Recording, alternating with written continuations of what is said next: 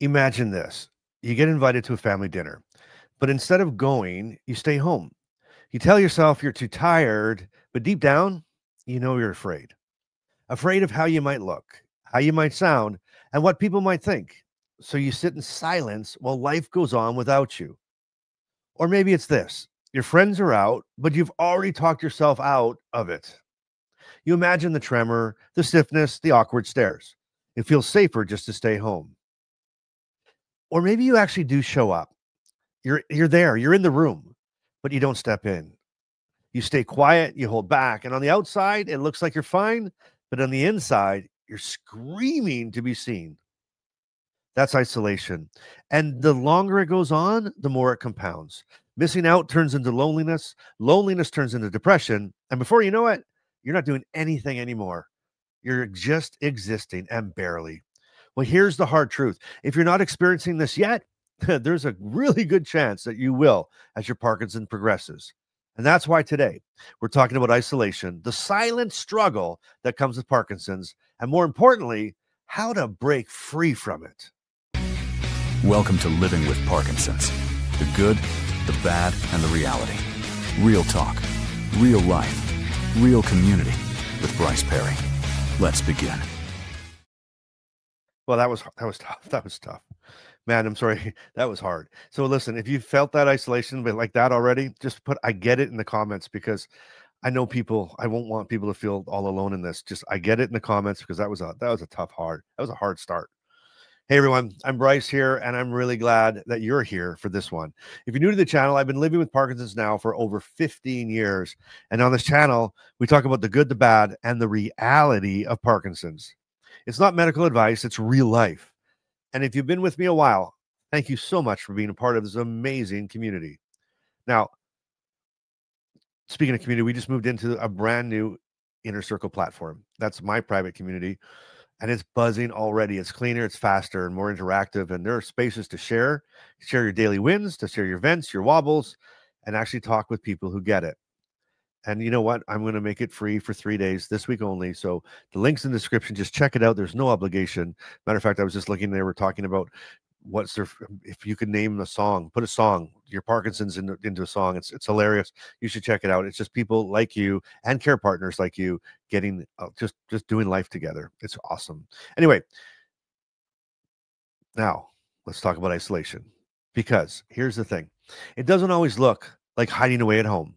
Sometimes it's obvious, like saying no to an invite, but sometimes it's subtle.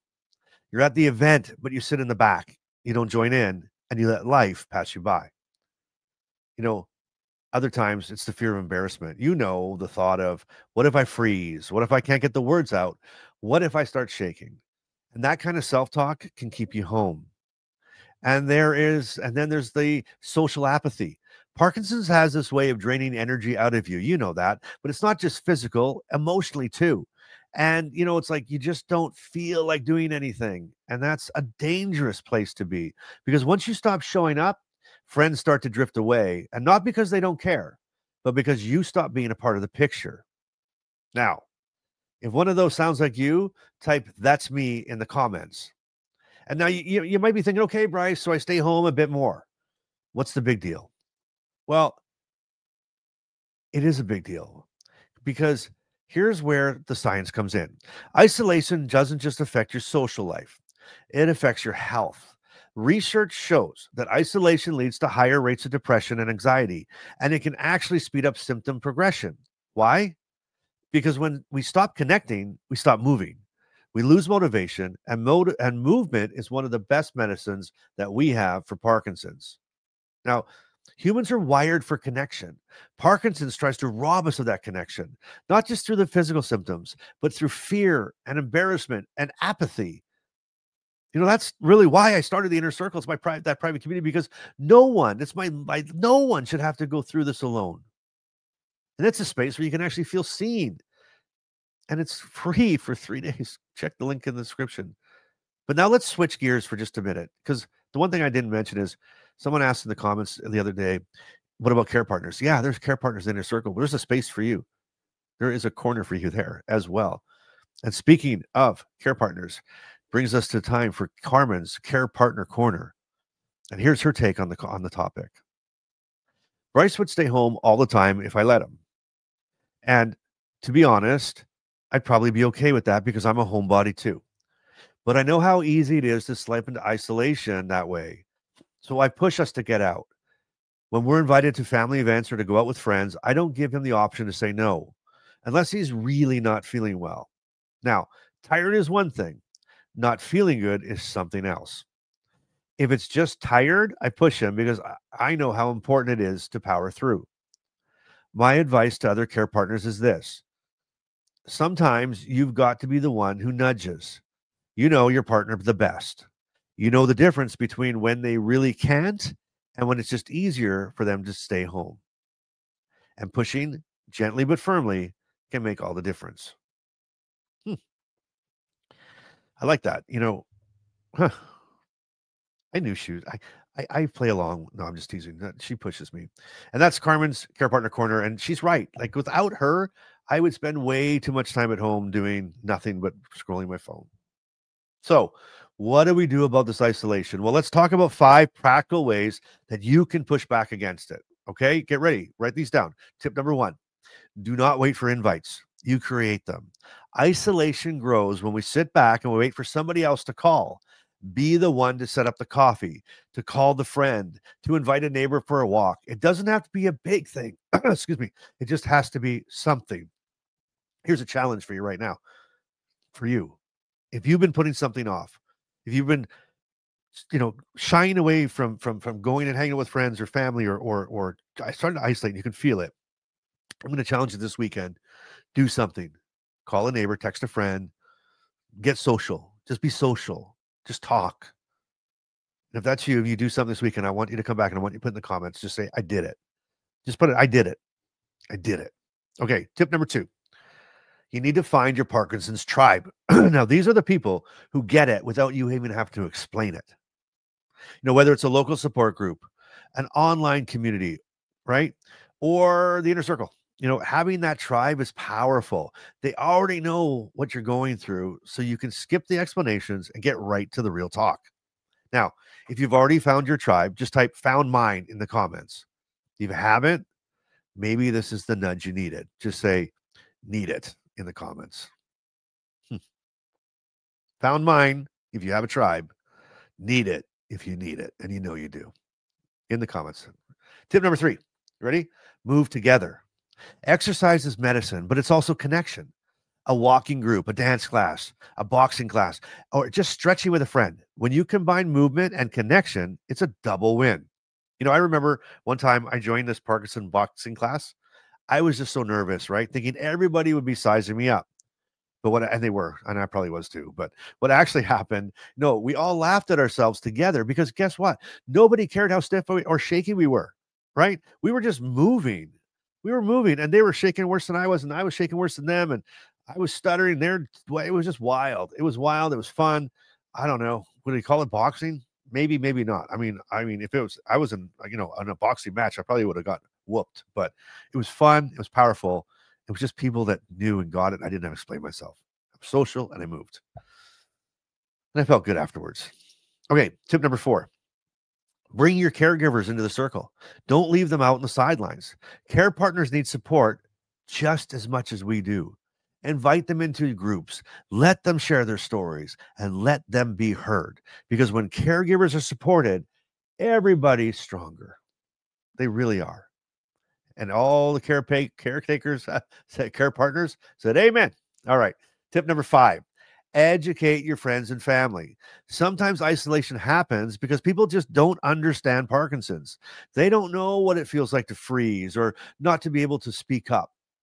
Sharing resources, inviting them to watch videos like this, sharing this podcast with them, even stuff like that will help them learn. And that can break down walls and open doors.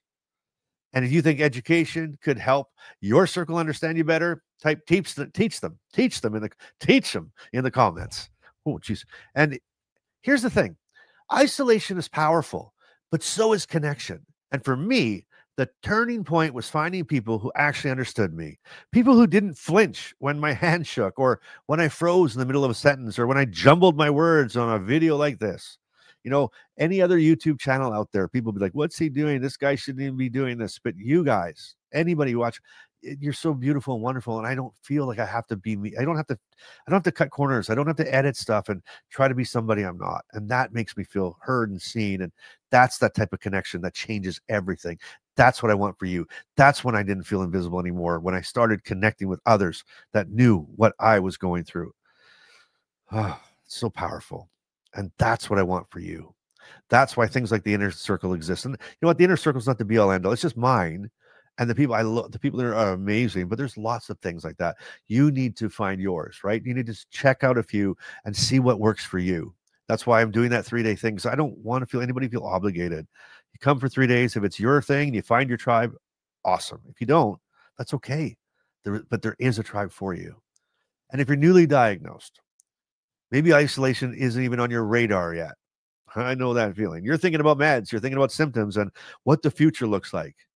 But let me tell you, and I don't want to scare you, but let me tell you, isolation will creep in on you at some point, especially if you don't prepare for it.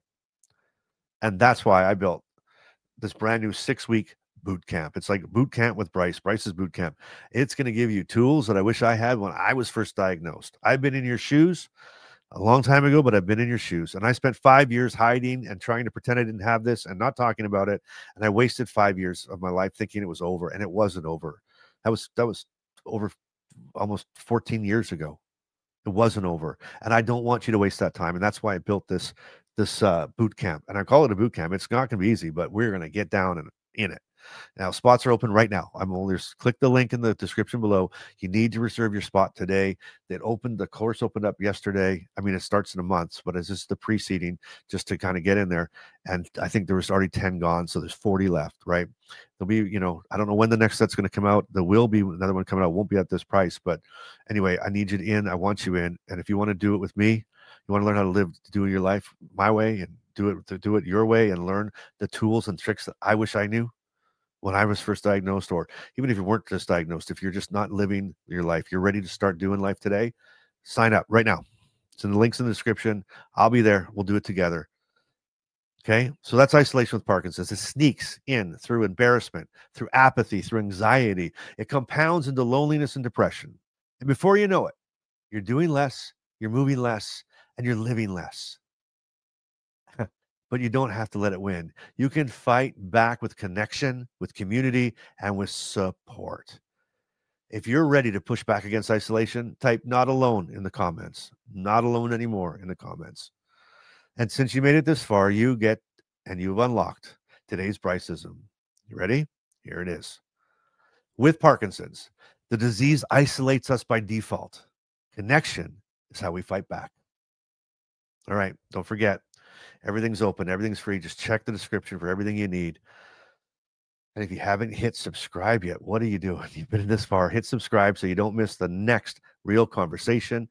And remember, I read and I reply to every single comment on YouTube. And if you haven't hit that little bell by the description or by the thing, get notified. You get notified when I reply to you. Okay. And until next time, I love you so much. I love this community. I want you to keep showing up. I want you to keep being real.